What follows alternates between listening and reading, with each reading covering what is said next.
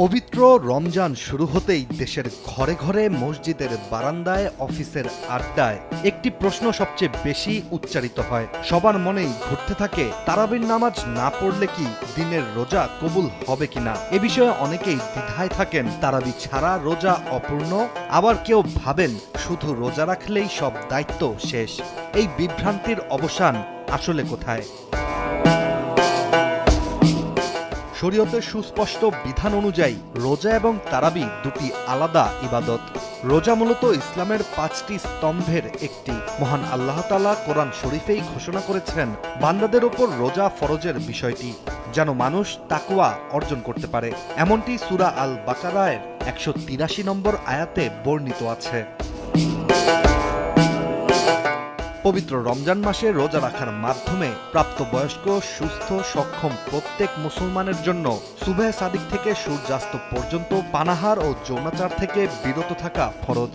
ফলে নির্ভুলভাবে এটি আদায় করলে রোজাও আদায় হয়ে যাবে, তারাবি পড়া হোক কিংবা না হোক। অন্যদিকে তারাবির নামাজ হল সুন্নতে মুয়াক্কাদা। মহানবী সাল্লাল্লাহু আলাইহি সাল্লাম অত্যন্ত গুরুত্বের সাথেই এই নামাজ আদায় করেছেন এবং সাহাবা হিউস্টনে রকিং টেস্টি, সীমানা ছাড়াও নিজেকে হারাও কেরামকে উৎসাহিত করেছেন।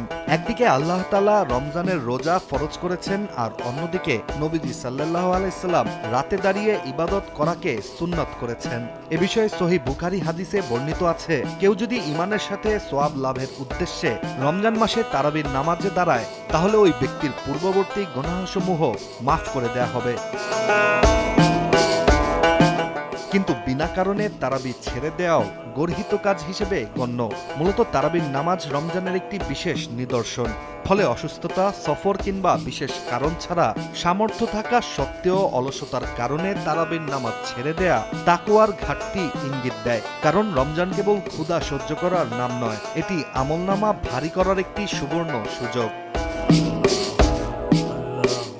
সবশেষ রমজান এমন এক মাস যা বছরে একবার আসে, কিন্তু এটির প্রতিদান আখেরাতে অনন্ত জীবনের জন্য সঞ্চিত হয়। একদিকে দিনের রোজা ফরজ দায়িত্ব পূরণ করে, অন্যদিকে রাতের তারাবি সেই দায়িত্বকে নূরের মালায় সজ্জিত করে। তাই তো যারা শুধু রোজা রেখে থেমে যায়, তারা ন্যূনতম দায়িত্ব পালন করেন, আর যারা রোজার সঙ্গে তারাবি, নফল, কুরআন তেলাওয়াত ও দোয়া যুক্ত করেন, তারা রমজানের প্রকৃত সৌন্দর্যই উপভোগ করেন। ইশতিয়াক হোসেন, দেশ টিভি।